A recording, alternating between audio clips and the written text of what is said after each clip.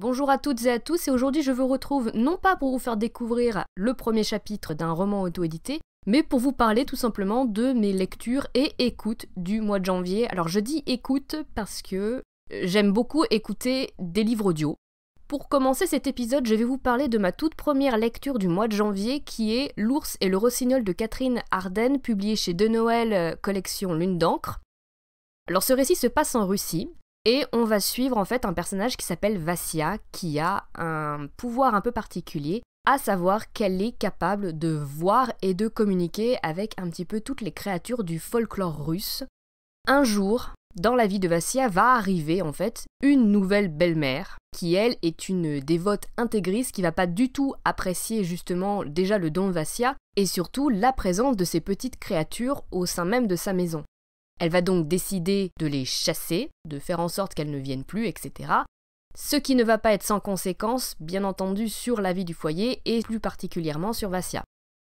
Ce livre, ce n'est pas de la fantaisie, comme moi en tout cas je m'y attendais quand je l'ai acheté, et ce n'est pas non plus un tome unique. C'est plutôt un conte fantastique qui se passe en Russie, et c'est le premier tome d'une trilogie. On s'en rend assez rapidement compte au fur et à mesure de la lecture, notamment vers la fin, parce qu'il y a plein de questions auxquelles, du coup, le livre n'a pas répondu, ce qui est normal parce que c'est un premier tome. La plume est très belle. Même si, moi j'ai eu besoin de m'habituer un petit peu, c'est pas le genre de plume, en tout cas moi je trouve, à laquelle on est habitué. Puis au final, en fait, déjà on s'y fait, et c'est surtout que c'est une plume qui colle plutôt bien à l'univers. Univers qui est très bien amené, qui est quand même bien approfondi. On sent d'ailleurs que c'est un peu le rôle de ce tome, qui est d'approfondir et de bien poser les bases de cet univers. Donc l'ambiance, tout ça, tout est très très bien amené. Il faut cependant savoir une chose, c'est que même s'il y a quand même quelques scènes d'action, le rythme global est lent. C'est assez contemplatif, c'est vraiment typique des contes, c'est vraiment un conte que vous lisez. On aime ou on n'aime pas. En ce qui me concerne, je sais pas si j'ai aimé ou pas aimé.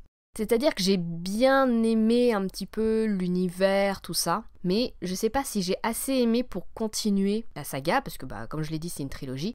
Je suis toujours un petit peu mitigée sur ce livre, je vous le conseille parce que je pense que c'est vraiment là un goût très très très personnel, c'est vraiment très subjectif, parce que le livre est bon, on va pas se mentir, mais c'est peut-être pas forcément le genre de livre qui moi me plaît, mais c'est un très bon bouquin. Je vais faire un petit peu un alterné, donc là je vous ai présenté un roman lu, et là maintenant en fait ce que je vais faire c'est que je vais vous présenter un livre audio, plus précisément 3 parce que en janvier j'ai terminé d'écouter la trilogie de The Hunger Games écrite par Suzanne Collins. La narratrice pour le roman c'est Kelly Marot qui est en fait la voix française de Katniss Everdeen dans les films de The Hunger Games, donc ça apporte tout de suite un petit quelque chose en plus, d'autant que, je sais pas si, pour celles et ceux qui connaîtraient pas en fait The Hunger Games, c'est écrit à la première personne. Ah, il faudrait peut-être quand même que je vous donne le résumé. Dans The Hunger Games, nous suivons Katniss Everdeen qui est une jeune fille, c'est une adolescente qui vit au district 12 de Panem. Panem, c'est en fait une Amérique post-apo, donc post-apocalyptique, divisée donc en plusieurs districts, plus le Capitole qui est un peu le centre névralgique, la capitale du pays. Sur les districts plane une sorte de menace, c'est même pas une sorte de menace, c'est une menace, appelée les Hunger Games, d'où le titre de la saga. Et durant les Hunger Games, tous les ans, une fille et un garçon de chaque district est moissonné pour être envoyés au Capitole dans une arène où ils vont se battre à mort jusqu'à ce qu'il n'en reste plus qu'un seul. Au début du roman, la petite sœur de Katniss est tirée au sort pour la moisson et Katniss, pour la protéger, décide en fait de se porter volontaire et donc de prendre sa place. C'est hyper intéressant, même si ça fait un petit peu bizarre au début, d'entendre la voix de Katniss, parce que c'est vraiment la Katniss qui vous parle en fait quand vous écoutez ce livre audio, c'est Katniss qui vous raconte son histoire. On se prend souvent à chercher les répliques du film, alors c'est pas exactement les mêmes, donc des fois c'est un petit peu, on est un peu en mode mais attends mais c'est pas ça qu'elle dit, ou attends mais c'est pas ça qu'il dit dans les films, forcément c'est une adaptation donc forcément c'est pas exactement ça. La lecture est bonne, elle est bien faite, ça te manque peut-être un petit peu d'intonation de temps en temps, mais après c'est pas choquant plus que ça, c'est pas dérangeant. Moi en tout cas j'ai beaucoup apprécié écouter ce livre audio. Je sais que dans les critiques qui avaient été faites sur le livre, on parlait justement du style qui était un petit peu pauvre. C'est effectivement le cas, le style est très simpliste. Mais c'est logique qu'il le soit. On est du point de vue de Katniss Everdeen, qui est une jeune fille pauvre, et on comprend qu'elle a dû arrêter très très tôt l'école pour nourrir sa famille. Ça m'a pas choqué plus que ça, parce que ça colle aussi au caractère de Katniss. C'est quelqu'un qui est très direct, c'est quelqu'un qui est sauvage, on va pas se mentir. Si elle avait utilisé des termes beaucoup plus littéraires, beaucoup plus poussés, ça aurait pas du tout collé au personnage. Donc c'est vrai que moi, le style ne m'a pas du tout dérangé, je trouvais qu'il était même plutôt cohérent avec l'emploi de la première personne et surtout avec le personnage de Katniss. Je ne peux que vous conseiller vraiment d'écouter ce livre parce que c'est très bien lu. Le fait en plus que ce soit la voix de Katniss Everdeen dans la version française, ça apporte vraiment un petit plus au livre. Si vous avez envie de découvrir ou de redécouvrir la saga des Hunger Games, je vous conseille très fortement ce livre audio qui est pour moi une expérience très très intéressante pour le coup. On repasse côté lecture et en janvier, j'ai lu Le Roi des Fauves de Aurélie Wallenstein. Alors moi j'ai une version poche, donc je sais plus chez qui elle avait été publiée à l'origine. Dans ce roman, on suit 3 amis, Ivar, Oswald et Kaya, qui très clairement crèvent de faim et qui, pour nourrir leur famille et se nourrir eux-mêmes accessoirement, vont décider d'aller braconner sur les terres du Jarl, sauf que ça va pas très très bien se passer, le Jarl va les surprendre tout simplement et les prendre en chasse, avec une créature notamment qui est un berserker. Ivar et ses amis vont réussir à s'en sortir, mais le Jarl en fait finit très très gravement blessé. Et il va décider tout simplement de les punir. Et il va pas les punir à mort comme on pourrait s'y attendre. Ce qu'il va décider, c'est de transformer Ivar, Oswald et Kaya en berserkers. Ce sont des créatures mi-homme, mi-bête, pris de rage meurtrière. Ivar et ses amis sont donc condamnés à devenir des berserkers, seulement ils apprennent qu'ils ont une possibilité de conserver leur humanité s'ils arrivent à rejoindre à temps le roi des fauves. J'ai un avis assez mitigé. J'ai que des avis mitigés, j'ai l'impression, sur mes bouquins, ça craint un petit peu. La plume d'Aurélie Wallenstein est agréable. J'avoue avoir eu du mal à m'attacher au personnage. J'ai eu un petit peu d'attachement avec le personnage d'Oswald, même si il me gavait un petit peu des fois. Donc ça, c'est un petit peu dommage, parce que c'est quand même eux qui portent le livre.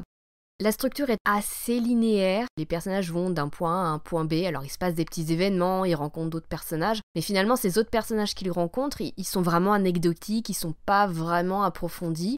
Après le livre est court, donc c'est sûr qu'on peut pas s'attendre à des personnages qui sont ultra approfondis, mais du coup, je trouve que c'est quelque chose qui a pas mal manqué à ce niveau-là. Les motivations du roi des fauves sont pas claires, il y a une décision qu'il prend à la fin qu'en tout cas moi j'ai pas du tout comprise.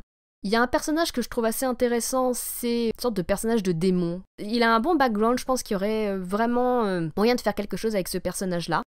Globalement, moi c'était un univers qui avait tout pour me plaire, voilà le contexte un petit peu pays nordique, l'histoire avec les berserkers et tout, mais j'ai vraiment cette impression d'histoire qui est pas allée au fond des choses. Après, je sais que j'ai d'autres livres d'Aurélie Wallenstein dans ma wishlist, notamment c'est Mère morte, je crois. Donc je pense que je reparlerai d'Aurélie Wallenstein à un moment ou à un autre sur cette chaîne, ça c'est plus que certain. Et je vais terminer cette vidéo avec un nouveau livre audio, et plus précisément Misery de Stephen King, et ce livre audio est lu par Paul Barge. On suit Paul Sheldon, un écrivain à succès, qui s'est notamment fait connaître avec une suite de romans dont l'héroïne s'appelle Misery. Et Paul Sheldon, il vient de terminer son tout nouveau roman, qui n'est pas un Misery. Il a un accident en plein hiver, en pleine tempête, dans le Colorado. Et c'est là qu'il va être trouvé par Annie Wilkes, qui est une infirmière à la retraite, et qui est extrêmement fan de la série des Misery. Sauf que Annie Wilkes, c'est quelqu'un de dangereux, et elle va vraiment faire vivre un enfer à Paul Sheldon. Moi, c'est vrai que je connaissais déjà l'histoire pour avoir vu le film plusieurs fois. C'est un huis clos, il n'y a pas d'éléments fantastiques, et en fait, toute l'angoisse, la peur vient en fait du comportement imprévisible et très dangereux d'Annie Wilkes. Globalement pour l'histoire, alors je mets un énorme trigger warning. Faut savoir, vous avez des passages racistes. Il y a le N-word qui est utilisé à un moment, alors même si c'est dans la bouche d'Annie, c'est quand même le N-word, donc attention à ça. Et dans le livre, en fait, vous avez des extraits du livre que Paul Sheldon est en train d'écrire. Et vous avez des passages qui se déroulent en Afrique, mais on sait pas quel pays, c'est juste en Afrique, dans une tribu totalement inventée, qui cumule une quantité de clichés incommensurables. Le livre est sorti en 1987. Alors c'est vrai que la littérature de la fin des années 80, début années 90 et même jusqu'avant les années 2000, ce genre de clichés, il y en avait quand même beaucoup, donc ça peut se comprendre entre énormes guillemets. Par contre, le livre audio, lui, il date de 2010, et quand Paul Barge fait la voix du seul personnage noir, il prend l'accent caricatural, je vais pas vous le faire, hein, mais vous savez cet accent où les R se transforment en W. Et c'est d'autant plus dérangeant qu'il ne prend pas de voix différente pour les autres personnages. Quand il fait la voix de Paul Sheldon, quand il fait la voix d'Annie Wilkes, quand il fait d'autres voix de personnages qu'on peut être amené à croiser, il a toujours exactement la même voix. Mais pour le personnage noir, il prend cet accent hyper caricatural où on a vraiment même du mal à le comprendre des fois tellement c'est caricatural. C'est vraiment le truc qui, moi, au bout d'un moment, quand il se mettait à le faire, j'avais envie de zapper les passages tellement ça m'y avait. C'est pas le seul problème. Dans ce livre audio, il y a un truc que je comprends pas. Faut savoir qu'un livre audio, ça coûte à peu près aussi cher qu'un brochet, donc vous en avez pour 15-20 € quand même un livre audio. Mais vous avez les bruits de bouche. Sans exagérer, ils ont laissé les bruits de bouche, les bruits d'inspiration, les bruits d'expiration. Des moments où vous l'entendez qui se frotte les mains, vous entendez qui tourne les pages, mais alors le next plus ultra, vous entendez un raw contenu. Et ça, je suis désolée, c'est pas normal. Quand tout repose sur l'audio, ce genre de sonorité, faut pas les laisser, c'est hyper désagréable à l'oreille, surtout si comme moi, vous êtes ultra sensible à ce genre de choses, ça va très vite vous crisper. C'est un livre audio, honnêtement, il dure 15 heures maximum, mais j'ai mis des plombes à le finir parce que j'avais pas envie. J'en avais marre de ces bruits de bouche, de ces bruits d'expiration, de ces trucs. Pourquoi vous avez pas nettoyé votre audio, bordel ?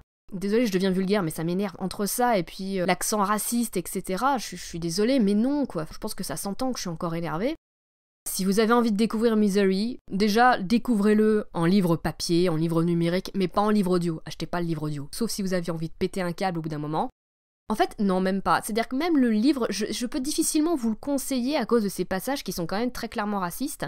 Si vous avez envie de découvrir l'histoire, je vous conseille plutôt d'aller regarder le film, parce que tout ça, ces passages qui sont choquants parce qu'ils n'ont rien à faire là, ça a été dégagé du film et le film est vraiment excellent.